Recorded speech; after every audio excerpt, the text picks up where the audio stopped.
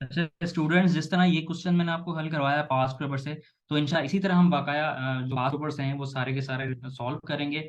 और सारे topics wise हम कवर करेंगे और इंशाल्लाह डीप में कवर करेंगे, ताकि आपकी जो तैयारी है वो बेहतरीन हो जाए। और इंशाल्लाह अगर आप मेहनत करते हैं तो रिजल्ट्स भी बेहतरीन आएंगे। तो आ जाता हूँ मैं एक पास्ट पेपर के ऊपर।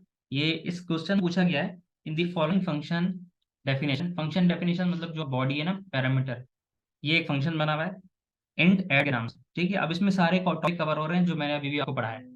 एक ऐड का फंक्शन बनाया हुआ है, उसमें फॉर्मल पैरामीटर भी मौजूद है। अभी मैंने आपको बताया कि अंदर से एक वेरिएबल बना हुआ था इंट एक्स, दो वेरिएबल्स में बने हुए इंट एक्स और वाई। ठीक है, यहाँ पे फिर इसकी बॉडी स्टार्ट हो रही है फंक्शन की, ये करली ब्रैकेट है और यहाँ पे एंड। ये इसमें पूछा गया int C to X plus Y.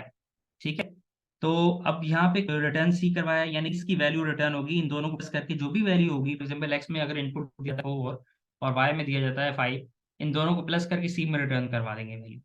आखिर में पूछा जा रहा है कि the variable X and Y are called, X और वाई क्या है, ये एक्स और वाई बनाए हैं क्या है। ऑप्शन दिया हुआ है global variables, actual parameters, formal parameters, none of this.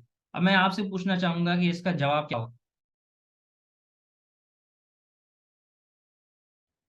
अस्सलाम वालेकुम, welcome to class of Professor Rashid Academy. In today's class we will be learning about variables. अब वेरिएबल्स कौन कौन से होते हैं प्रोग्रामिंग में और कितने टाइप्स के होते हैं, वो इस क्लास में हम जानेंगे। तो सबसे पहले तो हम जान लेते हैं कि वेरिएबल्स होते क्या हैं। अब अगर बात की जाए कि वेरिएबल्स क्या होते हैं प्रोग्रामिंग में, तो सिंपल से बाय डेफिनेशन बाद में देखेंगे, लेकिन मैं आपको जनरल एग्जाम्पल के समझाना चाहूंगा। वेरिएबल एक किस्म का कंटेनर होता है। वेरिएबल कंटेनर है, अब इससे क्या मुराद है, यानी ऐसी चीज जो कोई वैल्यू स्टोर करती है अपने अंदर। अब प्रोग्रामिंग में क्या होती है, एक नेम्ड लोकेशन होती है, यानी कि एक लोकेशन होती है जिसका नाम हम वेरिएबल रख दिया है। अब उस लोकेशन के अंदर कोई ना कोई जो प्रोग्रामर होता है वो वैल्यू स्टोर करवा रहा होता है। अब वो वैल्यू किसी टाइप की हो सकती है। अब हो सकता है वो वैल्यू नंबर में हो सकता है वो वैल्यू नाम हो, या किसी वैल्यू वो स्टोर कर सकता है। जो तमाम वेरिएबल्स होते हैं उन सब वेरिएबल्स को डिक्लेयर किया जाता है। अच्छा, अब यहाँ पे डिक्लेयर का वर्ड यूज हो रहा है स्टूडेंट्स। अब आप सोचोगे कि डिक्लेयर्ड का क्या मतलब है, तो इसको भी मैं आपको समझाता हूँ कि कोई चीज जब हम यूज करते हैं उससे पहले वो हमारे पास मौजूद नहीं, ऐसा ही है। तो डिक्लेयर का मतलब भी ये है कि जब हम प्रोग्राम यूज कर रहे होते हैं, प्रोग्राम में कोई भी कोडिंग कर रहे होते हैं, तो जो वेरिएबल्स यूज करेंगे सबसे पहले हमें उनको बनाना होगा। ठीक है, अब बनाने का जो तरीका है वो जनरल फॉर्म भी आपको ये बताया गया है। आपने करना क्या होगा, सबसे पहले आपने वेरिएबल का टाइप देना होता है। ठीक है, अब वेरिएबल का टाइप क्या होता है। अब वेरिएबल के कुछ 3 से 4 टाइप होते हैं प्रोग्रामिंग में, जो मैं आपको बताऊंगा। क्लास में भी थोड़ा इंट्रोडक्शन दे देता हूँ एंड नेक्स्ट भी आपको बता दिया जाएगा। वेरिएबल के टाइप्स क्या होते हैं, जैसे कि अगर आपका नंबर आप स्टोर करवाना चाहते हो, वैल्यू जो है वो नंबर फॉर्म में है, 1 2 3 या कोई भी नंबर है वो फॉर्म में है, तो उसका टाइप आगे से बताना पड़ेगा कि वो नंबर फॉर्म में है। और उसके लिए हम क्या टाइप करते हैं, क्या लिखते हैं, इंटीजर, INT लिखा जाता है प्रोग्रामिंग में। ठीक है, तो बताया जाता है वेरिएबल का, और उसके बाद ये वेरिएबल लिस्ट लिखा हुआ है।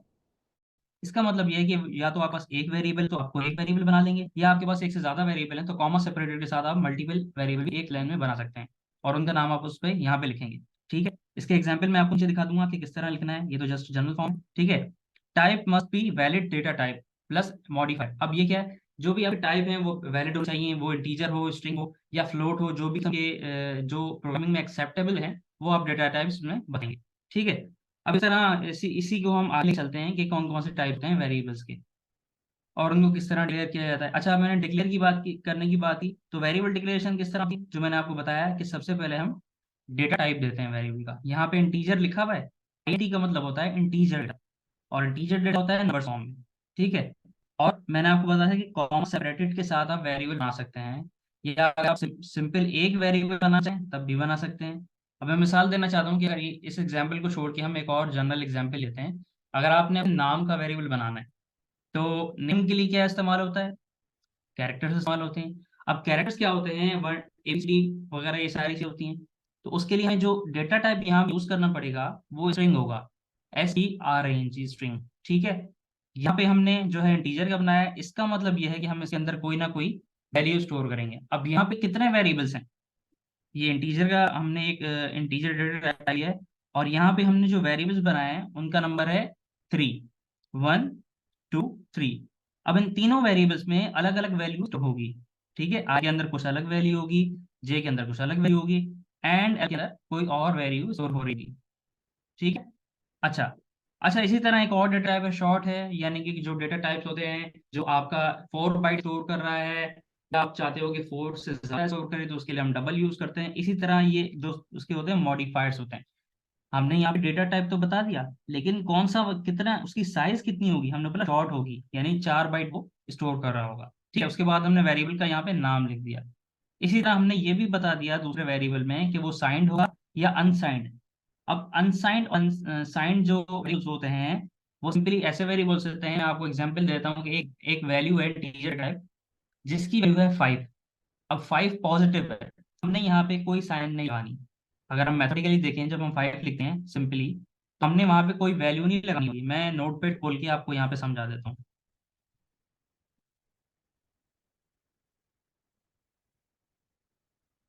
अब ये देखें, साइंड और अनसाइंड वेरिएबल का रिजल्ट क्या हो सकता है। हम साइंड की बात करें, पहले मैं आंसर अनसाइंड। तो अगर मैं बात करूं, एक वेरिएबल है इंट नम, इस नम के अंदर जो स्टोर हुआ है वो है 5। अब यहाँ पे जो 5 लिखा हुआ है, ये देखिए, इस पे गौर करिए, जो 5 लिखा हुआ है इसके आगे कोई भी साइन नहीं है। मतलब ये पॉजिटिव नंबर को जाहिर सी बात कंसिडर किया जाता है कि पॉजिटिव है, तो उसके आगे कोई भी साइन नहीं होती। अगर मैं इसी तरह एक और वेरिएबल यहाँ पे बनाता हूँ, आपको मैं दिखाता हूँ। मैं एक और वेरिएबल बनाया इन नम 2 के नाम से, और वहां पे मैंने बोल दिया -5। अच्छा, अब ये डिफरेंस चेक करें, ये वाला जो वेरिएबल मैंने बनाया था इसमें कोई भी साइन नहीं थी, ठीक है, तो ये कहलाया जाता है अनसाइंड वेरिएबल। लेकिन ये मैंने वेरिएबल बनाया है और उसी मैंने -5 दे दी, तो इसके साथ तो साइन है, तो इसको हम क्या कहते हैं, आप साइंड वेरिएबल, ठीक है, साइन। तो ये दोनों का डिफरेंस होता है, साइंड और अनसाइंड का। इसी तरह फिर हम इसको ये भी डिक्लेयर करते हैं कि हमारा वेरिएबल होगा वो साइंड होगा या अनसाइंड होगा, एंड सो ऑन। फिर उसकी जिस तरह हमने यहाँ पे शॉर्ट दी थी डेटा टाइप मॉडिफायर की, कि भाई वो उसकी वैल्यू जो है वो 4 बाइट होगी, यहाँ पे हमने डबल कर दी तो उससे ज्यादा, मतलब उससे मल्टीप्लाई होता जाएगा, मतलब ये 4 बाइट की जगह 8 बाइट हो जाएगा। इस तरह फिर हमने उसके वेरिएबल डिक्लेयर कर दिए। यहाँ पे 3 वेरिएबल हमने बनाए, बैलेंस, प्रॉफिट एंड लॉस की, ठीक है। अच्छा, अब नेक्स्ट देख लेते हैं, सिंपल सा है कि वेरिएबल्स कहाँ पे डिक्लेयर किए जाते हैं, ठीक है।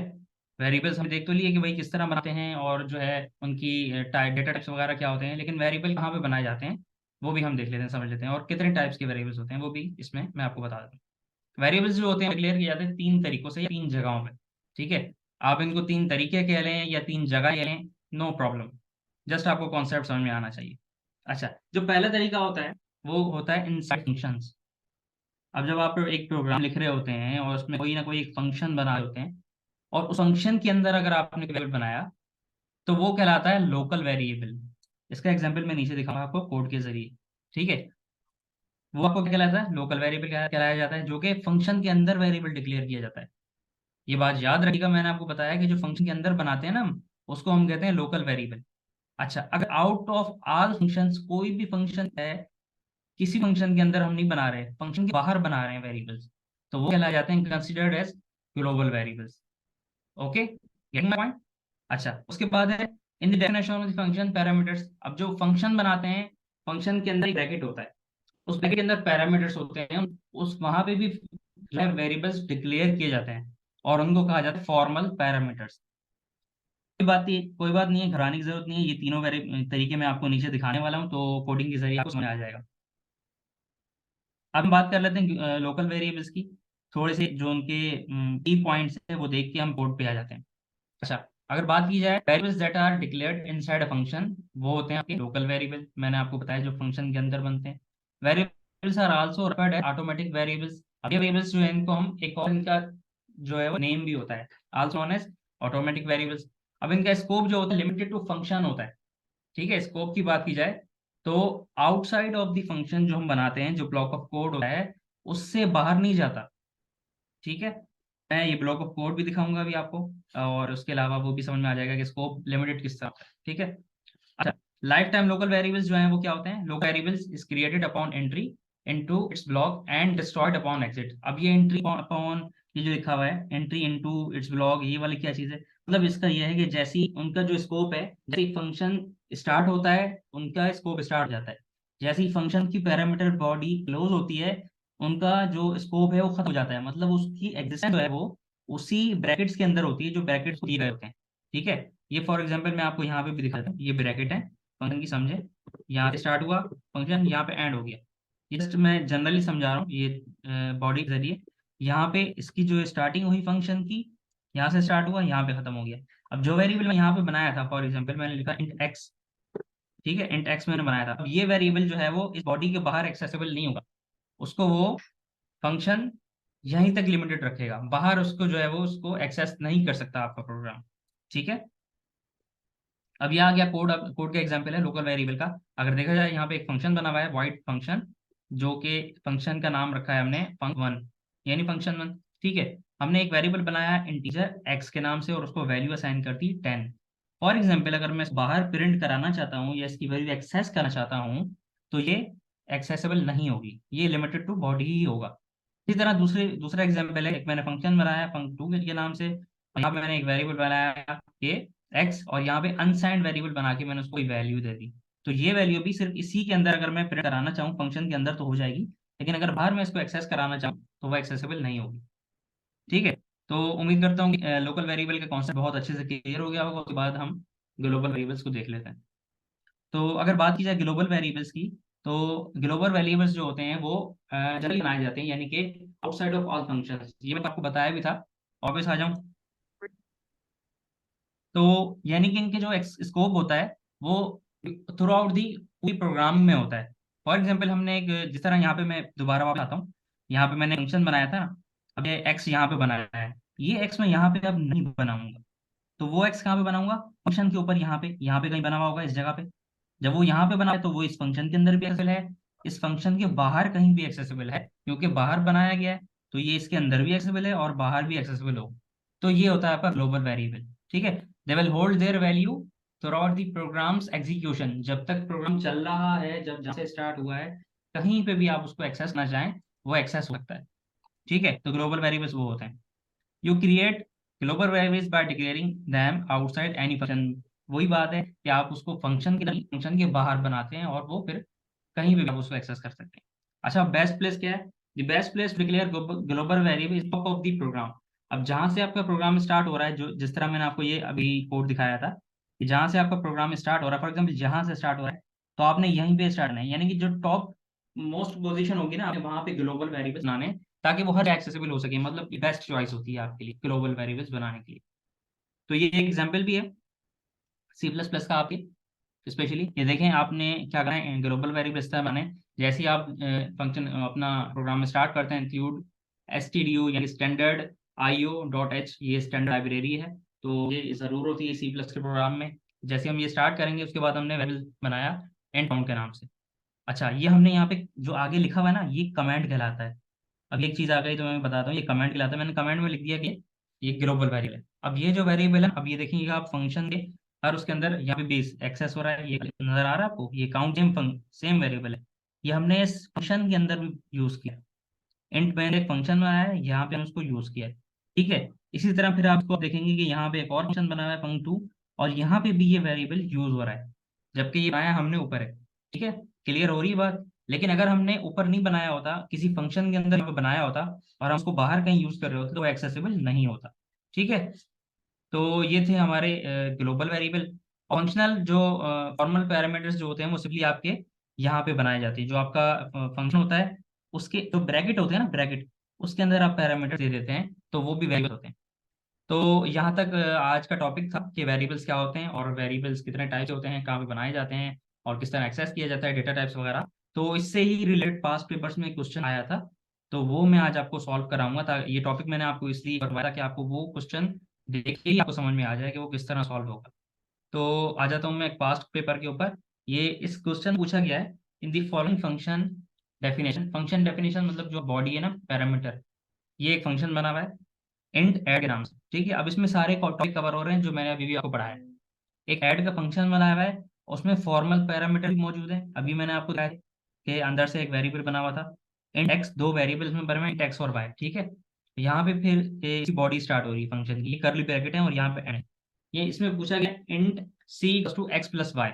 ठीक है, तो अब यहाँ पे रिटर्न सी करवाया, यानी इसकी वैल्यू रिटर्न होगी, इन दोनों को प्लस करके जो भी वैल्यू होगी, फॉर एग्जाम्पल एक्स में अगर इनपुट दिया था 4 और वाई में दिया जाता है 5, इन दोनों को प्लस करके सी में रिटर्न करवा देंगे वैल्यू।